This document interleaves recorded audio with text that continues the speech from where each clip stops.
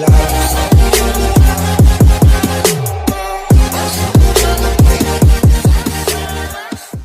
Morning 10th class. कैसे हो बेटा आप सभी? मैं उम्मीद करती हूँ आप सभी अच्छे होंगे और समय पर अपना काम कर रहे होंगे। बेटा इससे पहले हम अपनी जो हमारी क्षितिज भाग 2 है उसका हम काव्य खंड पढ़ रहे हैं, जिसकी हम 4 कविताएं पढ़ चुके हैं। लेकिन 4 कविताओं में बेटा हमारी पहली और दूसरी कविताएं हमारे सिलेबस में है। हमारी तीसरी और जो 4th पोएम है हमारी, वो हमारी डिलीट हो चुकी है, यानी वो हमारे सिलेबस में नहीं आएगी। तो इससे आगे आज हम पढ़ेंगे अपनी 5वीं कविता है हमारी सूर्यकांत त्रिपाठी निराला ने लिखी है, जिसके 2 पार्ट हैं, उत्साह और अट नहीं रही है। किसने लिखी है ये? उत्साह और अट नहीं रही है। इनके कवि हैं सूर्यकांत त्रिपाठी निराला। निराला जी का एक प्रयोगवादी कवि हैं। वो हमेशा नया प्रयोग चाहते हैं। जो शोषित व्यक्ति होते हैं उनके प्रति वो अपना प्रेम दिखाते हैं, उनमें नई भावना जगाना चाहते हैं, उनके अंदर क्रांति लाना चाहते हैं। तो बेटा पहले हम कवि के बारे में थोड़ा जान लेते हैं कि सूर्यकांत त्रिपाठी निराला कौन है, उनका जन्म कहाँ हुआ, उनकी रचनाएं कौन सी हैं। तो देखो बेटा, सूर्यकांत त्रिपाठी निराला का जन्म बंगाल के महिषादल में, कहाँ हुआ था? बंगाल के महिषादल में सन 1899 में हुआ। सूर्यकांत त्रिपाठी निराला का जन्म सन 1899 हुआ। इन्होंने अपने आप से ही अंग्रेजी, संस्कृत और हिंदी इन विषयों का क्या है? ज्ञान अर्जन किया।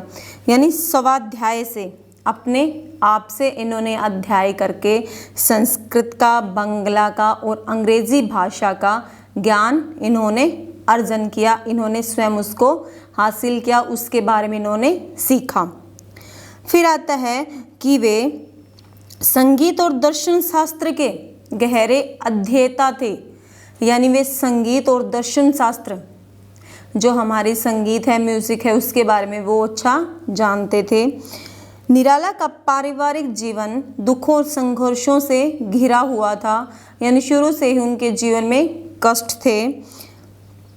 साहित्यिक मोर्चे पर भी उन्होंने अनवरत संघर्ष किया था। यानी जब उन्होंने साहित्य लिखना शुरू किया तो उसके ऊपर भी इन्होंने अंत तक संघर्ष किया था। इनकी मृत्यु सन 1961 में हुई थी। जन्म हुआ था 1899 में और मृत्यु हुई थी 1961 में। तो बेटा इसके बाद आता है इनकी काव्य रचनाएं, यानी इन्होंने क्या क्या लिखा था। इनकी काव्य रचनाएं क्या हैं? परिमल, गीतिका, अनामिका, कुकुरमुत्ता और नए पत्ते। ये इनकी क्या हैं? काव्य रचनाएं हैं। अनामिका, गीतिका, परिमल, कुकुरमुत्ता और नए पत्ते, इन्होंने काव्य रचनाएं लिखी हैं। निराला रचनावली के 8 खंडों में उनका संपूर्ण साहित्य प्रकाशित है। उन्होंने जितना कुछ लिखा था वो निराला रचनावली के 8 खंड हैं, उसमें उनका पूरा वर्णन मिलता है। तो बेटा ये था हमारा सूर्यकांत त्रिपाठी निराला के बारे में, उनका जीवन परिचय, उनकी रचनाएं। उसके बाद आता है हमारा, इसके 2 पार्ट हैं। सूर्यकांत त्रिपाठी निराला ने 2 पार्ट लिखे हैं। एक लिखा है उत्साह। उत्साह का मतलब होता है हिम्मत, यानी ऐसे शब्दों के माध्यम से जो लोगों के अंदर नई भावना जागृत कर सके, भावना जगा सके, लोगों के अंदर एक उत्साह, हिम्मत पैदा कर सके। ये बेटा एक क्या है? आह्वान गीत है। आह्वान क्या? किसी को पुकारना।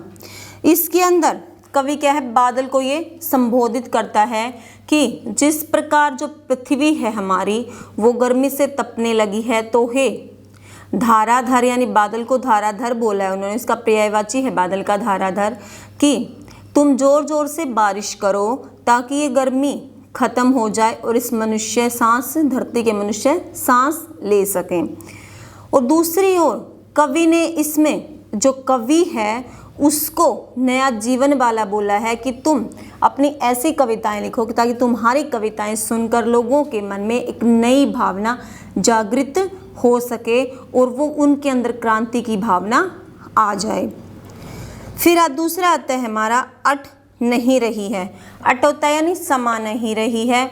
इसके अंदर फागुन का जो महीना होता है उसकी मस्ती के बारे में वर्णन किया गया है कि फागुन महीने के अंदर कैसे चारों तरफ फूलों की सुगंध आती रहती है, कैसे आकाश में पक्षी उड़ते रहते हैं, कैसे उसकी जो मादकता है, उसकी जो मस्ती है वो हर जगह फैली रहती है। तो कवि यहाँ पर फागुन महीने की मस्ती के बारे में वर्णन करता है कि जो फागुन महीने की जो मस्ती है, उसकी जो मादकता है वो कवि के मन में समा नहीं रही है। तो बेटा अब हम कविता पढ़ते हैं। इसकी पहला पार्ट है उत्साह यानी हिम्मत। बादल गरजो घेर घेर घोर गगन।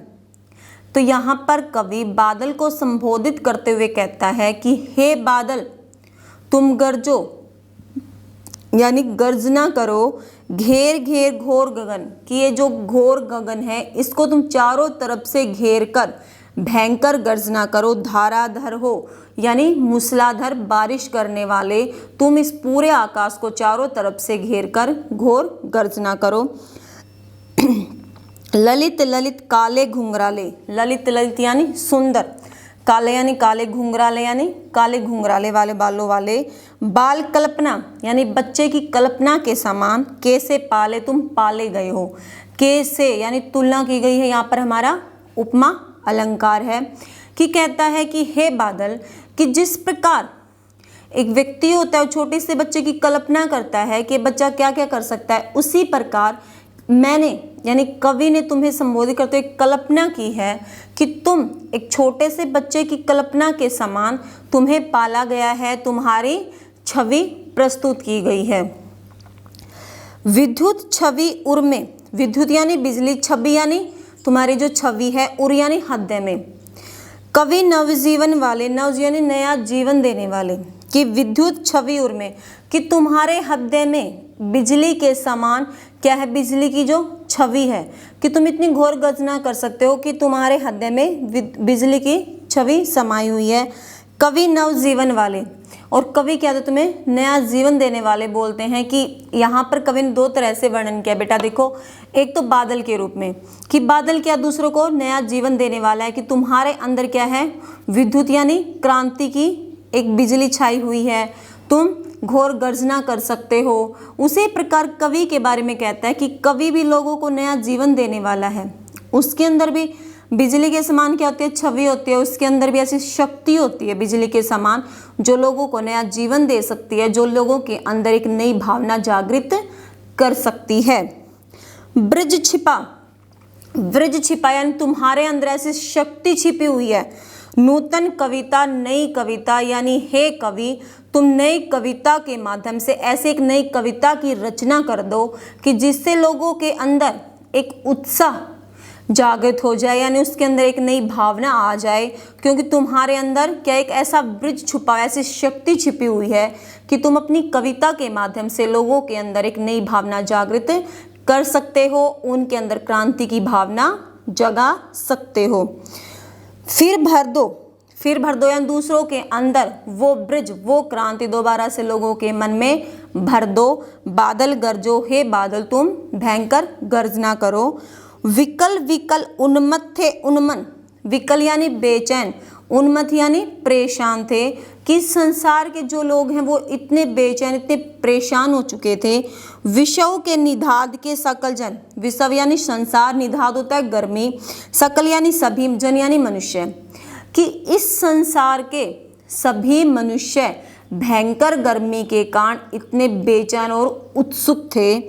आए अज्ञात दिशा से यानी न जाने, यहाँ पे बादलों को संबोधित करते हुए कहता है कि न जाने कौन सी दिशा से हे बादल तुम आए हो। अनंत के घन यानी इस पूरे, अनंत जिसका कोई अंत नहीं है, घन यानी बादल, कि तुम इस आकाश के बादल हो तुम्हारा कोई अंत नहीं है। न जाने तुम कौन सी दिशा से आए हो। तप्त धरा, तप्त यानी गर्मी से तपती हुई पृथ्वी जल से फिर शीतल कर दो, कि जो ये गर्मी है, गर्मी के कारण जो हमारी पृथ्वी है वो अब तपने लगी थी, तुम अपने जल से उसे दोबारा से ठंडा कर दो, उसके अंदर शांति भर दो, क्योंकि इस संसार के जो मनुष्य हैं वो गर्मी के कारण अत्यधिक बेचैन हो चुके थे। और तुम न जाने इस आकाश में कहाँ से कौन सी दिशा से आए हो। अगर और अब ये जो पृथ्वी है ये भयंकर गर्मी से तप रही है, तुम इसे दोबारा से अपने जल से ठंडा कर दो। बादल गरजो, हे बादल तुम भयंकर गर्जना करो। तो यहाँ पर बेटा कवि ने एक बादल को संबोधित किया है कि बादल अपनी गर्जना करके इस संसार के अंदर जो गर्मी है उसको ख़त्म कर सकता है अपनी बारिश के द्वारा। और दूसरी तरह से कवि ने एक कवि को संबोधित करते हुए कहता है कि कवि की जो नई कविता है उसके अंदर यानी ऐसा ब्रज ऐसी शक्ति छिपी हुई है जो लोगों के अंदर एक नया उत्साह उत्पन्न कर सकती है, नई हिम्मत पैदा कर सकती है, ताकि वह अपने खिलाफ जो आवाज़ उठती है उसके बारे में वो कुछ बोल सके, उसके अंदर एक क्रांति की भावना आ सके। तो बेटा ये था हमारा फर्स्ट पार्ट उत्साह। अब इसका सेकंड पार्ट है बेटा हमारा अट नहीं रही है। अट नहीं रही है यानी अट का मतलब होता है समाना, अट नहीं रही है यानी समा नहीं रही है। इस पहरे के अंदर कवि ने जो फागुन महीने की जो मस्ती है, जो फागुन महीने का समय आता है आषाढ़ के बाद, उसका वर्णन किया है। देखो अट नहीं रही है, कवि कहता है कि समा नहीं रही है। आभा फागुन की तन, आभा यानी शोभा, फागुन की तन यानी फागुन का जो महीने का जो मौसम होता है उसकी सुंदरता सट नहीं रही है, मेरे मन के अंदर समा नहीं रही है। कहीं सांस लेते हो घर घर भर देते हो, कि चारों तरफ जो हमारे फूल हैं वो इस प्रकार खिले हुए हैं कि हम कहीं भी सांस लेते हैं तो उसकी सुगंध हमें हर जगह महसूस होती है। घर घर भर देते हो यानी उसकी सुगंध हमें हर जगह, हर घर में हर जगह महसूस होती है। उड़ने को नभ में तुम पर कर देते हो, कि उड़ने को नभ में तुम पर यानी पर दे देते हो, कि जैसे पक्षी आकाश में उड़ते हैं उसी प्रकार तुम्हारी मादकता और तुम्हारी मस्ती में जो कवि है उसका मन भी क्या होता है, उसके ऐसा लगता है कि उसके भी पंख उड़ाए और वो भी आकाश में उड़ने लगा है। आँख हटाता हूँ तो हट नहीं रही है, और तुम्हारी इस मस्ती से, तुम्हारी सुंदरता से, तुम्हारी आभा से यदि मैं अपनी आँखों को हटाना चाहता हूँ तो मेरी आँखें वहाँ से हट नहीं रही हैं। पत्तों से लदी डाल कहीं हरी कहीं लाल, कि जो सावन का जो महीना होता है फागुन के अंदर, उसके अंदर यानी वृक्षों पर नए नए पत्ते आ जाते हैं, कि पत्तों से लदी डाल, कि जो पेड़ होते हैं उनकी डाल जो पत्तों से लद चुकी है, कहीं हरी कहीं लाल, यानी कहीं तो वो पत्ते हरे होते हैं और कहीं पर यानी कुछ लाल होते हैं। कुछ पत्ते हमें हरे दिखाई देते हैं, कुछ हमें लाल दिखाई देते हैं। तो पत्तों से डाल लद जाती है और उसके ऊपर कुछ कोपले हरी होती हैं और कुछ लाल होती हैं।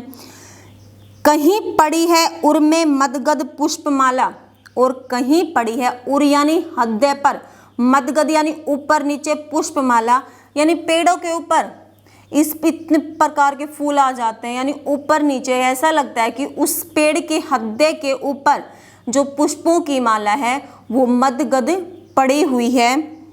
पाट पाट शोभा श्री पाट पट नहीं रही है, यानी इस फागुन महीने की जो शोभा है वो मेरे अंदर समा नहीं रही है, मैं उसे महसूस कर रहा हूँ, लेकिन मेरे मन के अंदर वो इतनी मस्ती है कि मेरे मन में अच्छी तरह वो समा नहीं रही है।